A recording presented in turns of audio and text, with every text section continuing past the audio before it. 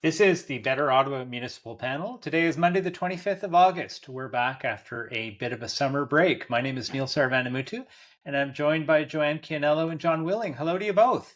Hello, hello. Hi, everyone. Let's jump into it. We've got a full docket this week. We've got 4 items that we want to talk about. And the first issue is around budget direction. So the mayor has announced the 2026 budget directions. They came out late last week.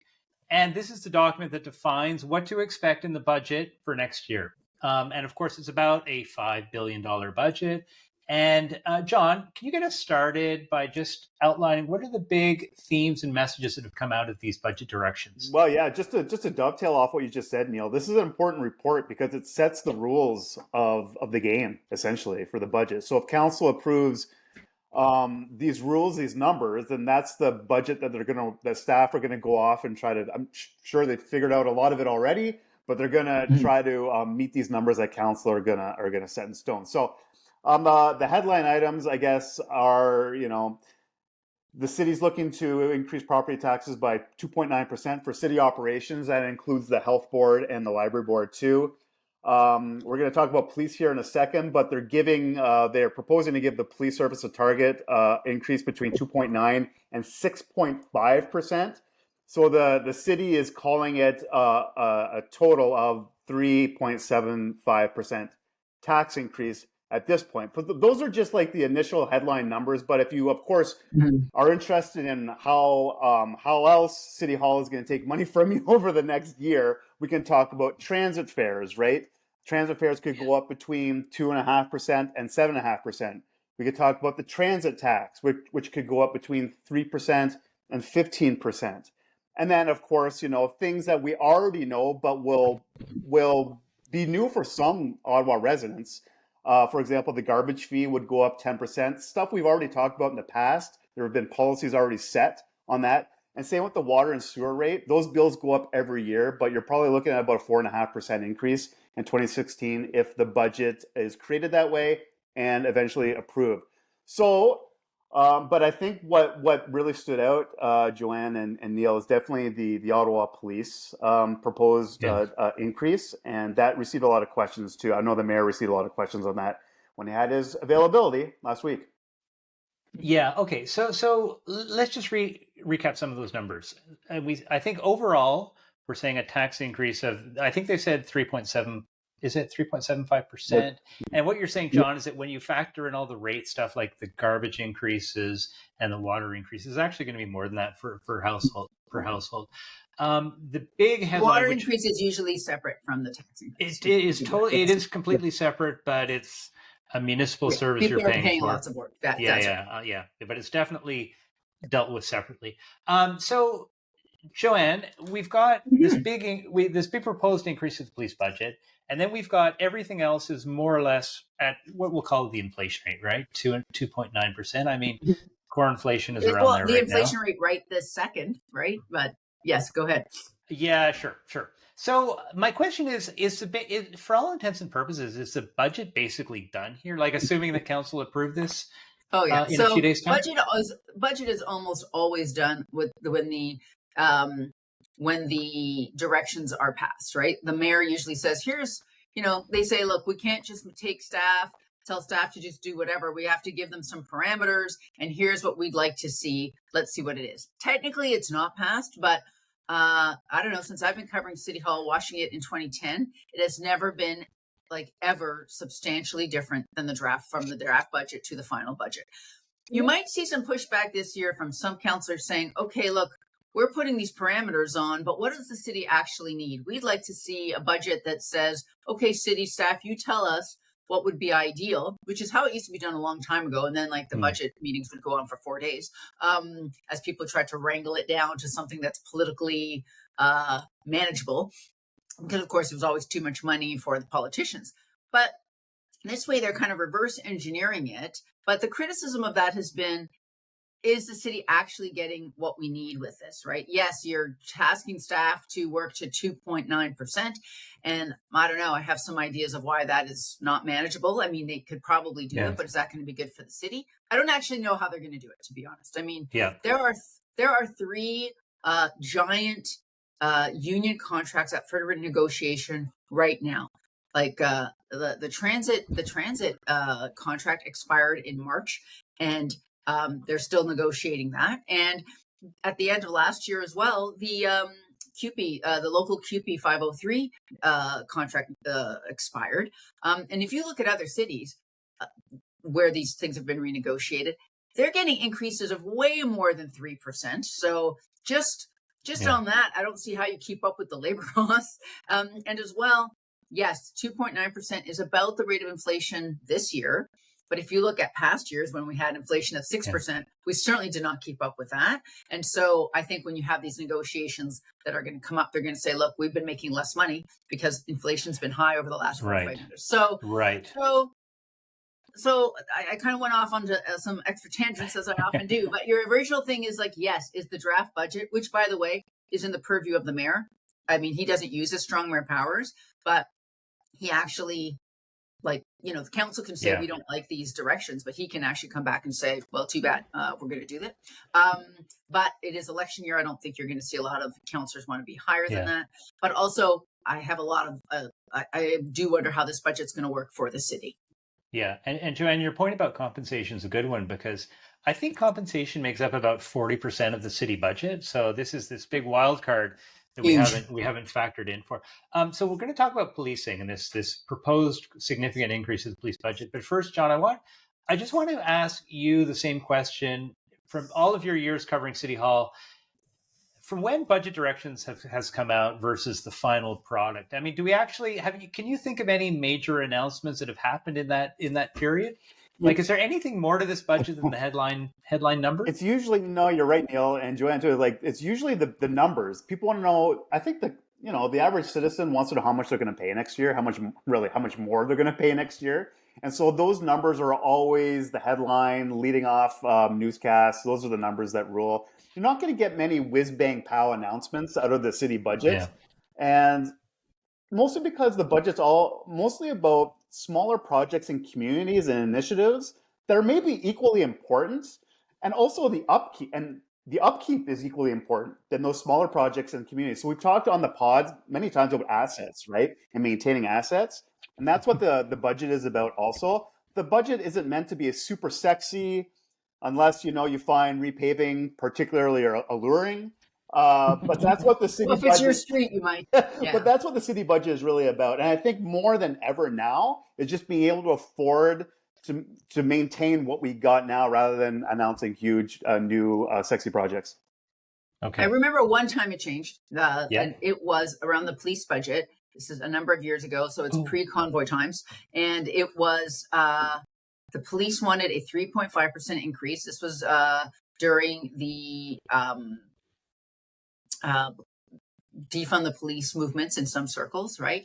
And where, people were saying we need more emphasis on social services to help people. They're having mental health crises. They don't need police. And they wanted a 3.5% increase. And Diane Deans, who was the chair of the police service board at the time, said, how about 3%? And then we'll take that other 0.5% and put it to social services. And I don't know, I think normal people see that as a small gesture towards, rebalancing how we help people in the city. But at City Hall, it was like, oh, this is a huge controversy because, of course, mostly because of, I think, the personal dynamics between then Mayor Jim Watson and the late Diane Deans. But and that did go through, actually. And I know a lot of this because my firm now, Strategy Corp, where I work, actually did some of the consultation on that, which is how I met them. So and that's how I ended up here. So you can move some things, but it's not a lot. As I said, that was 0.5% of an increased difference for the police, and it was a major story. So you see how little flexibility there is in the budget. Yeah, and you know what? It actually was significant also because that money was what was used to create the alternative community response, i.e. what we call ANCHOR, the alternative community response that's being used to police, alternative response to police for dealing with things like mental health issues and homelessness. A lot of these non-violent incidents which require some sort of presence, not necessarily a police presence, but that's kind of all we have, right? So that money created this ANCHOR program, which is being piloted in Centertown right now, and which I'll certainly be coming back to in a few minutes. But so let's talk about police. as you said, John, this could be up to a 6.5% increase, and I somehow think it's going to be at the higher end of that range that you That's gave what I us. love about it. Yeah. Yes, Yeah. like 6.2. Yeah, just So like you're taking the max. So I got a question. I mean, this is going to be the last budget before the next municipal elections. Is this a smart political move, do you think? Like it's clearly like a big move by the mayor saying, I'm going to put a lot of money into policing. Works out to about $25-30 million in additional Yeah. funding every year. Yeah. That's a lot of money for any budget.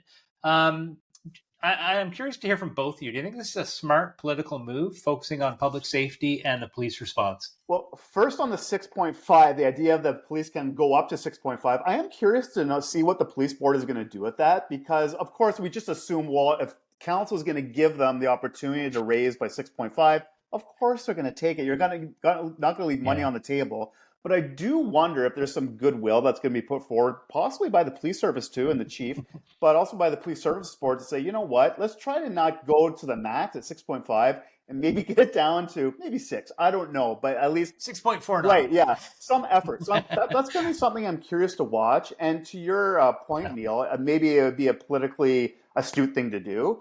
Now, the question about whether is it a smart thing to do to give the police more money going into an election year. Look, if you listen to Mayor Sutcliffe last week, he was talking about how he's hearing that more people are talking about wanting more public safety or police measures in the communities. We've heard from even the most recent by-election how policing is an issue in the rurals. I'm not saying that rural residents are going to like force the mayoralty race or make the next mayor, but that is an issue we've heard about, and I think it's quite frankly, I think it's a safe issue. I think people like the idea of public safety. I don't know about more policing per se, but I think that theme is kind of a winner. That said, in the past few years, we have heard, and we just talked about it, some pushback about how much police we need. But the thing that the police have in their pocket right now is the Auditor General's report that just came out that talked about deployment route levels at OPS and how they need to, consider if they're keeping up with what the city needs. So there's a couple things going on in the policing world right now. We have the mayor talking about what he's hearing on the ground. We have the AG saying, you know what, maybe the cops need some help in their deployment. So those are the things that are at play going into this budget cycle. Okay. How about you, Joanne? You think it's a smart move politically? Yeah, I think it depends where you're looking for your votes, right? I mean, Mark Sutcliffe won last time around largely on the non-core urban votes, right? The suburban votes, the outer urban areas. And if you think about there, that's where policing and public safety kind of go hand in hand. It's kind of interesting because I think a lot of the public safety issues that we are concerned about, which is, a lot of it is connected to homelessness. It's connected to addiction issues, right? They're actually in the core, but that's the place where you probably find less support for additional policing, right? What do I hear about? Yes, we want to feel safe in our neighborhoods. We want to feel safe going downtown. We don't want our cars to be stolen, our RAV4s to be stolen out of our driveways. And those are very valid issues. And as John says, the idea of extra policing sounds good, and we will be talking about this over the next few months, and certainly during the election year, is will they do anything?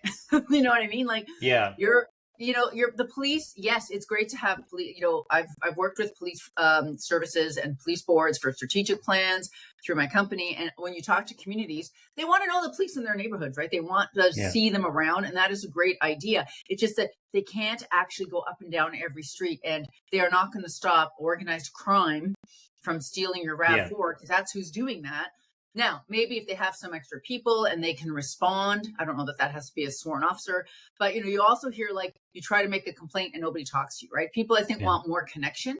So I think what the police need is a culture change, which is hard in every organization, not just policing. So whether this extra money is going to help with that, I don't know. I think it's very questionable. I mean, extra police, actually, even my very progressive economist daughter will tell me more policing does deter violent crime if they think they're going to be seen. But I don't know that that's actually the main thing we're seeing. We're seeing issues on the street, like you were talking about, nonviolent crime that needs, we need to figure out addiction issues. We need to figure out like what to do with people who don't have homes. This is what's causing a lot of, I think, unease on the streets of Ottawa. And that is a complex problem that I don't know that 6.5% increase to policing is going to do. And so I think these are the issues we're going to hear over the next year to the next election. It's like, okay, how do we do this? And the 6.5%. Maybe. Joanne, I just want to build on that, because there is a question of, is this good politics, but also, is it good policy? And the way that I look at it is, number one, we have to remember that the police don't actually prevent crime. I mean, sure, if they're highly visible, but there's only so many streets. They can't be everywhere. They can't be everywhere, right? Number two is that there was a study out of Toronto Metropolitan University recently that said about 70 to 80% of all calls to the police really don't require a police response. It's a lot of this, what you just described, the homelessness, the mental health issues, other calls that people put into 911, and because there's no one else, like it's not ambulance and it's not fire, it just goes to the police, right? So they become this sort of catch-all.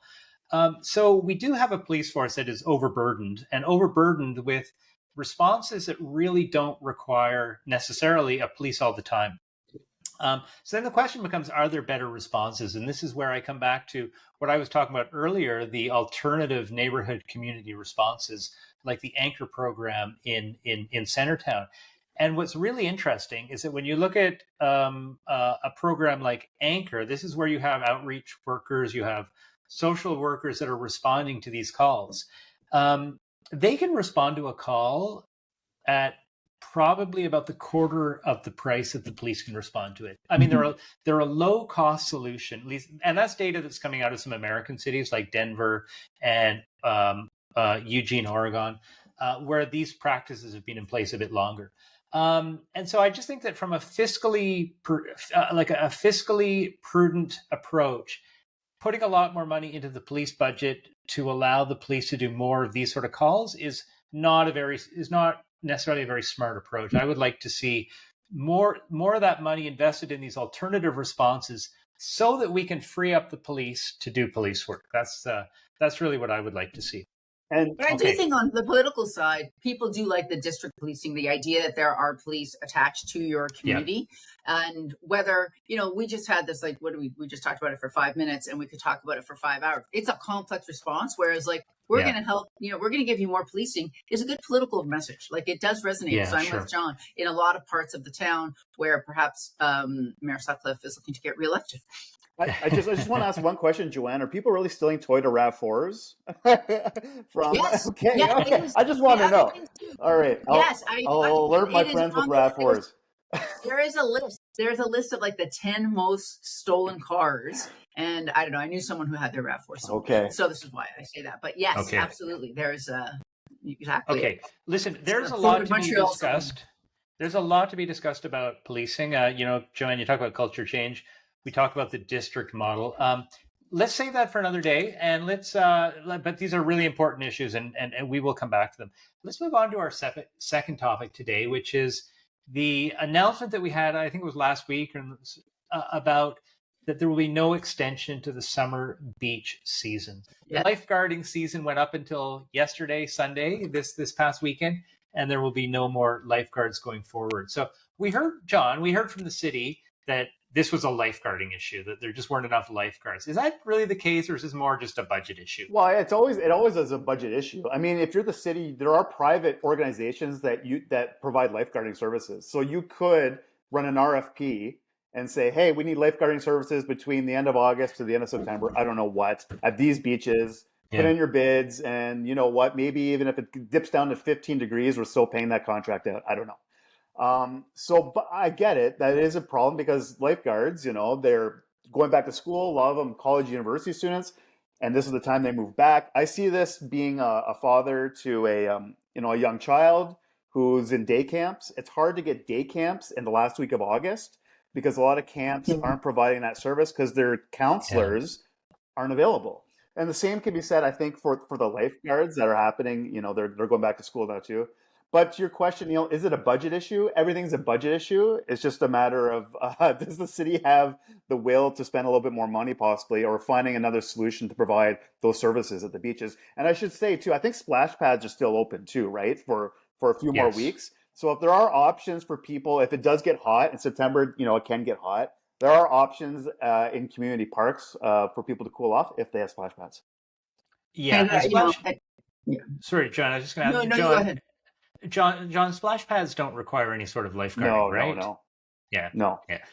I hope not. Okay. And I'm saying that, like Westboro Beach, there is a one of those floaty lines that it delineates a very, very safe place to swim. So I don't usually pass that because there's current at the river. But we've always heard that it's the lifeguard problem, like for decades. Like it is hard to get that if you're going to go a university student route, and if you're going to go a different route.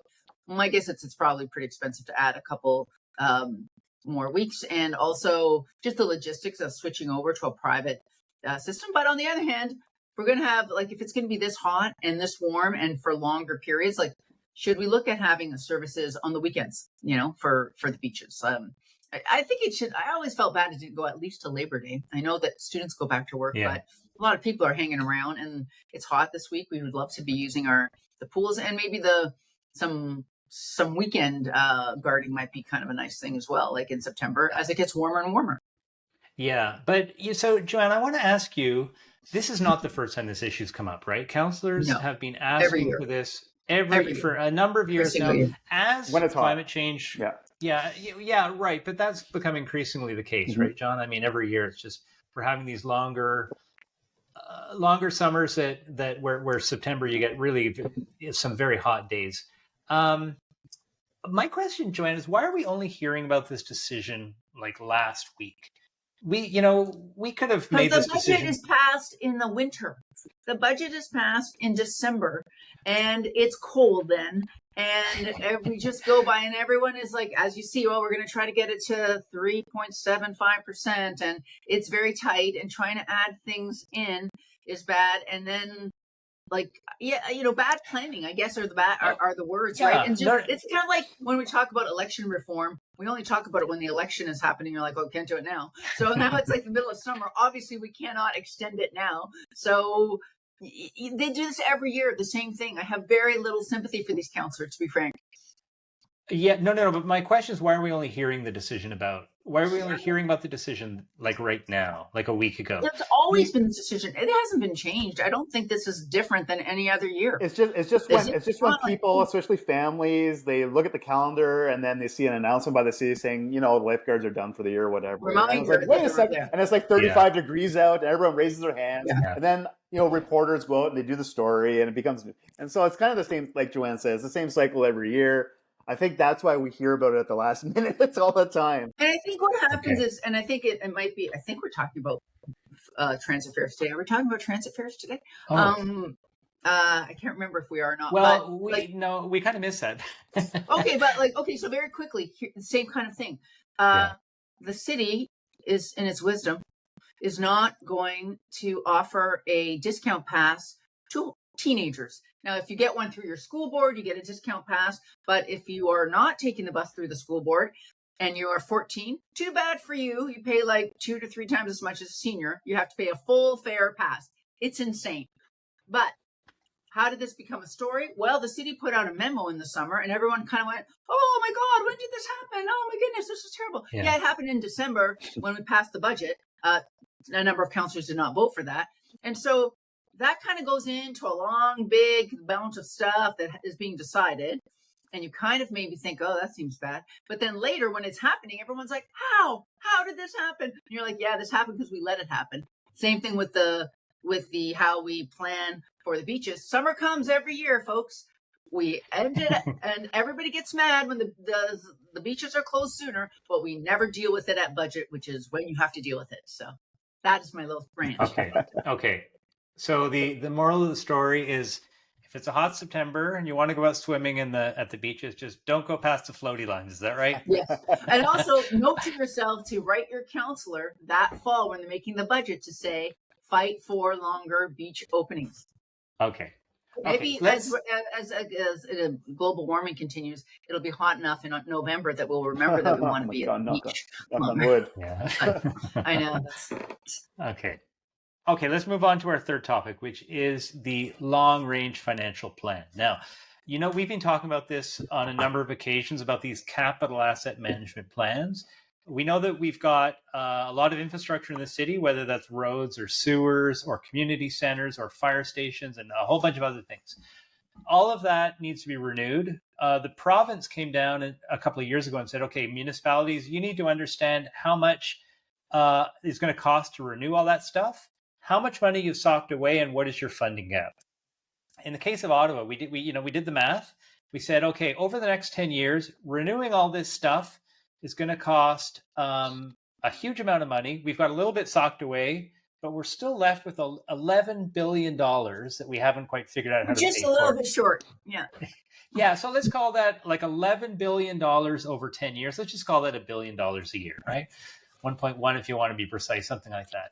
And so you'll remember back in the spring, or some of you will remember, back in the spring, we talked about the rate side. So rate is what you pay for water and sewer, and you're billed separately than your tax, right? So you get a tax bill, which covers things like roads and community centers and fire stations.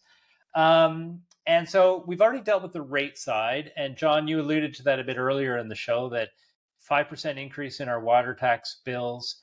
But the other thing that's interesting about the rate side is that I think the deficit there was $3 billion. And the city said, you know what, half of it, we're just going to defer. We're just going to worry. We'll worry about it later. And we'll come up with a solution for how we're going to pay for half of that. The other half we won't worry about. So so on the tax side, we were originally going to discuss this in June. Then it got punted to September. And now we're being told it's being punted to the spring. Mm-hmm. So, Joanne, I know you did some digging and some asking around.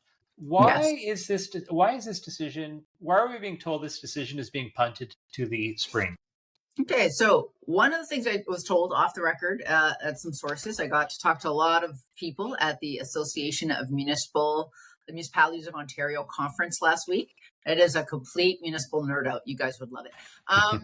And so one thing is that if you remember back in February, kind of a surprise announcement during the provincial election was that the PC government said they would upload the LRT from Ottawa. And no one knew anything about this. This was not on anyone's radar. There are talks ongoing. It's very unclear how that's going to work, how it's going to happen, if they're going to give us money for operations, if they're just going to take over our debt. We don't know. But apparently there are some talks. I'm a little bit cynical about them, skeptical, but I would be very happy to be wrong here. And, if the province actually takes over hundreds of millions of dollars of debt on the LRT for Ottawa, as they have for Toronto, which they should, then our long-term financial outlook is much rosier and much better, right? And if they don't, we're in big trouble because we have this $11 billion. So what I was told was they're hoping to have some clarity from the province of what we need to cover for our assets, so that when we have this plan, we have a clear idea of what we're responsible for. So that is a good reason. A little bit more cynical reason, I would say, is as you can see, the water rates are going up 5% just to cover the on the rate side, right? Just to cover $3 billion. You can imagine, like, if we have to cover an $11 billion shortfall over 10 years, what does that have to mean for our taxes, right? Nothing good. So I don't think that we want to be dealing with that. Like, you don't want to have a budget going into election year where you're promising under 4% increase, which is pretty good for, like, compared to what's happened in other cities. And I think probably too low, but anyhow.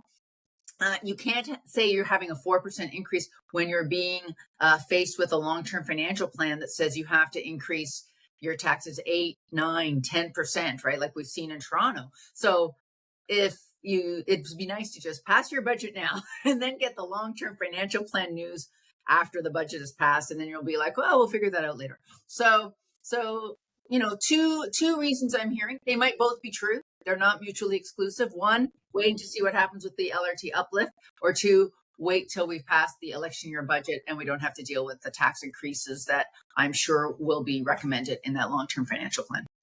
Okay, well, John, let me get your take on that. And so a couple of explanations as to why this is coming later than was originally planned. But what I want to get your thoughts on is we've got like a provincial law which says municipalities will report on this by the 1st of July, 2025. So we've missed that deadline. So is the city not breaking the law here? Yeah, expect the cops to go down, arrest the mayor, the city manager, the CFO. Well, I think it's still cops and they can actually deal with that. Yeah, you're right. You're right, Neil. There's a regulation under the Parent Act that does say they have to meet that deadline. Now, that doesn't say. I took a look at the Act, and there's no reference to penalties in the Act or anything like that. So I think maybe the province, what they could do is send an order to the city to say, hey, give us that report, give us the information we've asked for in the regulation, and that's about it. I don't think they go any further. But if they are talking with the province still about the LRT stuff, as Joanna's reported here, then maybe there is that conversation. I don't think the province is going to turn the screws on the city to meet that Canada Day deadline. Okay, so let's come back to the points that you raised, Joanna, around like the second point. So the first point about there's the potential upload of the LRT, which would be significant for the great. And would be great from a financial perspective. Yes. I mean, I think people say, Metrolinx is not exactly the highest performing organization in the world. So just give us money. That would be good. Yeah. Well, that would be a much, much better solution, quite frankly, because I don't have a lot of confidence that Metrolinx will actually solve the transit problems for the riders of Ottawa. That's a different issue. So, I want to ask you sort of like your political take on this. Was this a smart move by City Hall to push this out a year, or are they just putting it into, are they just making this an election issue for themselves next year? Well, I actually say yes, because in fact, actually nobody, I know we love to think there are throngs following us to talk about our long-term financial plan discussions, but I think for average voters, this is not on their radar. They don't care. And the less it is brought up, the better it is. And again, I think, you'd have to do there are two options. If the long-term financial plan or long-range financial plan came out next month, as we expected, you'd have two options for you. One is you'd have to raise taxes a lot, because that is what it's going to recommend. Because how can it not, right? There has to be to make this up. Like maybe it's going to recommend an infrastructure levy, which is usually like 1.5% to 2% of a tax that goes to infrastructure before you pay for anything else. So, it's going to basically have higher taxes. So that means if you are faced with this report, you have to do two things. If you're a council going into election year, you have to have pass a budget with a higher tax increase than likely you've had the entire term, which is not usually the way these things work. Or you have to say, despite what the long-term financial plan says, and despite this evidence, we are going to ignore that and pass a budget that will be a budget increase that's probably irresponsible. So both those options are very bad. So by not having it till this spring, you can deal with it later. Yes, it will become an election issue, but it was going to be an election issue anyway. And at least you are not carrying a higher tax increase. I don't think that is great policy. I just want to point out, but it's probably wiser politics than wait. Because I don't think that the delay of the long-term financial plan is something that people are going to be super mad about. Sure. But how about you, John? I mean, do you think so what it does is it allows the mayor to say, okay, I delivered 4 years of modest tax increases, pat on the back to me. But people are forward looking, right? They're all saying, okay, well, that's great, but we've got this big fiscal cliff. Like, is it, do you think it's a political advantage, or are people just going to be looking forward? Neil, Joanne, I'll tell you, we are one water main break, one sinkhole away from this becoming an election issue. And that could happen over the winter. I remember when that sinkhole happened on the 174 some years ago. That poor guy fell in with his car. He's fine, thank God. But it prompted the press and a lot of citizens to ask questions about asset management, actually. And so you don't know what you don't know that's happening underneath our roads, that's happening in our city facilities that are aging, at the ball stadium, wherever, right? And it also takes is one thing to happen like a water main break to cause a sinkhole. Like the one on Elgin, remember? Yes. Like that happened, and then the city put way more money into. It sort of gave them the political cover to increase the water rates at that time. Yeah. That was like 2014, 2012, that kind of time. Yeah. And I agree with Joanne Neal, I agree with Joanne Neal on that. Like, it's not a sexy thing to talk about at the door. Is asset management, things that really aren't happening in front of our face right now, but we know, like those of us who've read the reports and know about kind of asset management because we've been, either covering about it or interested in it or for years. People, the average taxpayer isn't really thinking about that. And so that's not something that's going to catch people's imagination at the door. That's for sure. Yeah. But you know what? It comes back to this point that I made at the start, which is when we look at how we're going to fund all of this all these sewers and water mains, as I mentioned, we've got a $3 billion deficit over 10 years just on water and sewer. And our solution was that we're going to figure out a strategy for half of that. Yeah. And half of it we're going to defer. So to your point, John, about if a sewer main bursts, this is just, this is, I guess, a very high risk approach here. So good point. All right, let's move on to our fourth topic, which is the NCC and the senators have reached a deal on LeBreton. So a few weeks ago, we heard that the two parties had agreed to a sale of 11 acres of land at LeBreton Flats for a future Sens stadium. And I think most people are very happy about this, the prospect of the Senators coming downtown. But John, I want to get your sense on, so we've had, we had a memorandum of understanding between the two parties. Then we had an agreement in principle. And now we've got this. So, is this the real thing? Is this going to happen now? It looks pretty close now. I never say, sure until the money changes hands, of course, and then you got locked in. But this is pretty close, and this is the furthest we've ever come to in the years that I've been, covering the story. It looks like the Sens are going to buy the land, and so if they have the land, they're going to have to do something with it. And so you would think that they want to build an arena and whatever else they have in their plan to go around the arena. So, kudos for them to get to this spot. We've heard a number being reported in the press about how much it was. I think it was like $30 million, right?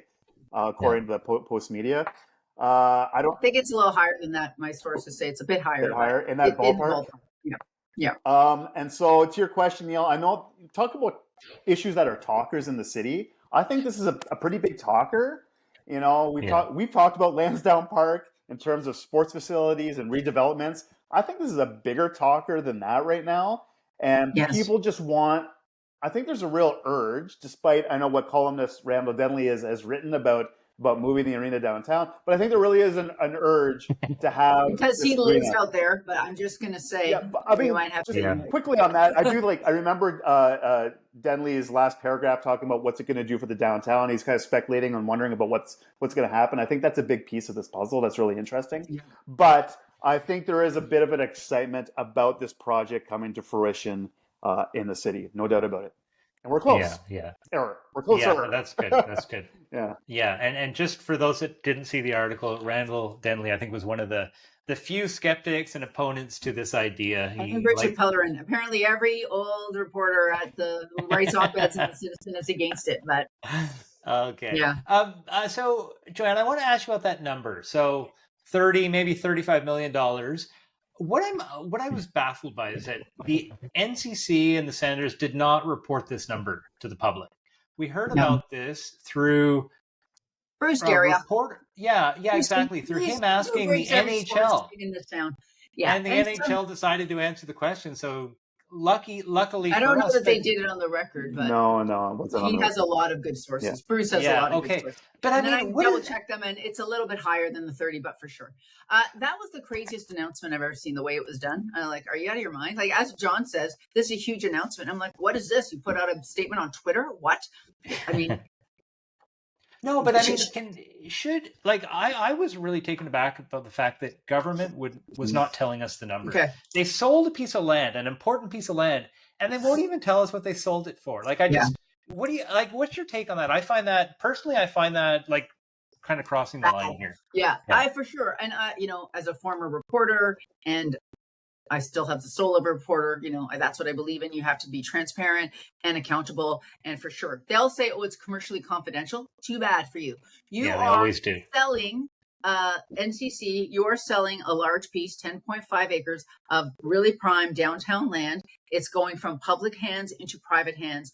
You have a responsibility to tell us some facts. Whether they say, oh, we will tell them later or whatever, or it's not finalized. But you'll note that there was no press news conference for this announcement, which I find insane, to be honest. Like, yes, people like, oh, we've heard this before. No, we haven't. We've never gotten to a point where they're like dotted line, we are buying this land. And so, we've had like news conferences for way lesser things than this. It also, and I mentioned this to some folks I know at the NCC. I'm like, I'll be talking about this publicly. Like, it's not a good look on either side, right? It is on the NCC's side to announce that, right? They're the ones selling the land. So it also, to me as a reporter, I think, you don't want to be facing the questions on like, how much is this land? How much is it contaminated? Because I don't think that's going to be the final price, right? That's the market price. But then there's going to be negotiations on how to pay for the very deep contamination on that land, how that works. And so you don't have that. On the Sens side, I think they're going to want a lot of public support, like, various levels of government. You want to have the city excited about it. And what the part of it is, like, you make this a big deal. But it literally was a statement that was put online. And like, it could almost miss it if you didn't know it was there. And I'm like, this is a huge city building moment. Let's have some momentum, but also accountability and transparency. And so we had none of those things. So I found it terrible. And I also found it I'm with you. Like, I'm saying, like, you need to say what the price is. I know that they always say things are commercially confidential, but when one party is a public entity, the city does this too. These rules do not apply. This is not company A and company B. This is the government. Okay. That's public land. Okay. You should say more information about it for sure. John, so to Joanne's point about getting the city interested, and right now, one of the big issues coming to council is around Lansdowne, which is support for the 67s and the Red Blacks in a sense. So, what does can taxpayers get away with not supporting the Sens after we've supported these other teams? And like the mayor had something to say about this, right? So can you tell us what his thoughts were? Well, yeah, Mayor Sutcliffe says he doesn't think municipal taxpayers would want to pay money for an arena for a professional sports team. So, I mean, there's that. But Lansdowne's different. Well, I mean, look, I don't know if it's complete apples to apples. The city does own the facilities. They do own the land there. And so they have... John? Sorry? Do people care that, like, the city owns land, like parts of Lansdowne? I don't know. I don't know. Do people feel a civic pride of owning that historic piece of land? Do we? Do we as Ottawa residents? I don't know. I have no real opinion on that either way yet. I'll think about that though for the next pod.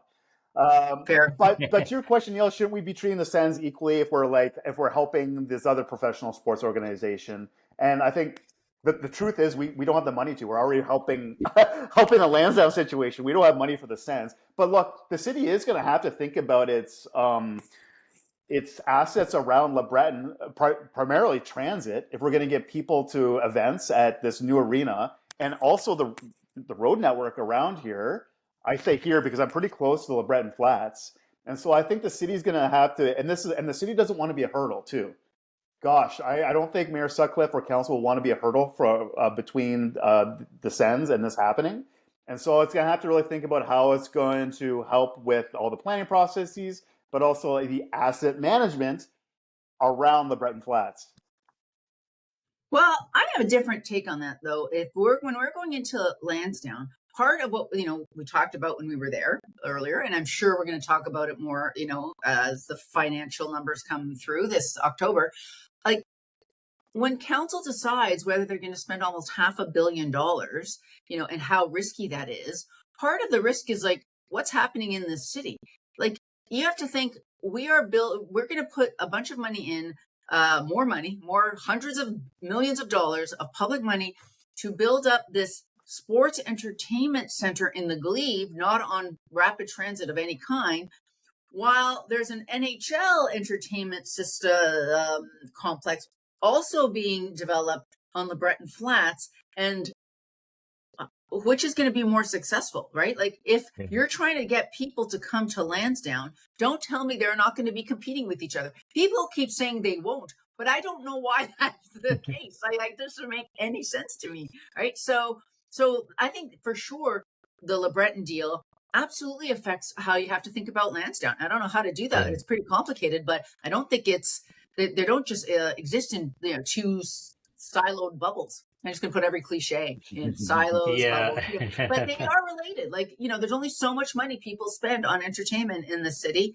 And we're going to put our public money on CFL football and the 67s as opposed to the NHL. I think there's a lot of people in this city who question that. I'm sure there will be, and this will be a live issue for the next coming months. Okay, time for the lightning round. I wanted to give the two of you an opportunity to respond to a comment. Now, former City Councillor Clive Doucette, an actual former mayoral candidate, wrote an op-ed about what. Oh, sorry, my dog is coming into the room. That's great. Yeah. That's a podcast moment. Yeah. She was scratching at the door. I don't know if you could have heard that, but she finally got it open. So anyways, so Clive Doucette said he saw our podcast on Rogers TV. So shout out to Rogers TV who filmed that and who have been broadcasting our previous podcast too. And Doucette said that he took issue with the way that you guys characterized Lansdowne 1.0. And I think it was referred to, there were a couple of outliers that were opposed to it, but and that's, I think, what he took exception to. So I wanted to give the floor to the two of you, a minute to you each to respond to Clive Doucette and then set the record straight with your side of the story. Sure. One, I miss Clive. It's always great to have Clive around. And I'm glad he's watching the podcast. I don't think that we meant to say there was no opposition to it. Of course, it was a very contentious issue at the time. I think we were talking about how the vote would go, when in this coming fall. But I just want to say, on the record, the final vote was 21-3. The three people who voted against the very, very final iteration of Lansdowne was David Chernyshenko, who was Clive's successor, Diane Holmes, and Diane Deeds. That was it. Everybody else voted for it. That is not to say there wasn't a lot of opposition. And I think part of it is, I'm on the record as being completely against the process of Lansdowne 1.0. I had a lot of skepticism about how it was going to work. It's not that I'm a Lansdowne booster, but I also think it's hard as we move forward to try to, we don't want to just relitigate everything that happened 12, 13 years ago, because we will never actually ever say anything. So I think maybe that's what it was. And if he is right to say, that it wasn't contentious, it was absolutely contentious, but on council, the vote was 21-3. Great. John, any last words on this? I would just say, I guess in Mr. Doucette's defense, I would say the votes prior when he was on council were closer. I think they were like in the 15-9 range, right, about moving forward. So then when the council did flip over, and then we saw the big delta between the yays and nays. So in his defense, it was a little bit closer, but we saw, as Joanne said, the end vote to go through with this was overwhelming. And I do think we have to move forward, but we can all always remember back to those days with Friends of Lansdowne and that fight at the beginning. And, I remember at the Ottawa Citizen where I was working at the time, at the 2010 election, we had a poll, like an election poll on a lot of issues. And the Lansdowne vote came back as people in favor of it. It was interesting. The farther you live from it, the more you're in favor of it you are, which I think makes some sense. But and so for sure there was some contention, but at the end, everybody was all, moving ahead. Yeah. So, okay, listen, that's it for this week. Thanks to the two of you, and thanks to all of our listeners for being with us today. Hope you have a great week, and we will see you back in a few days' time.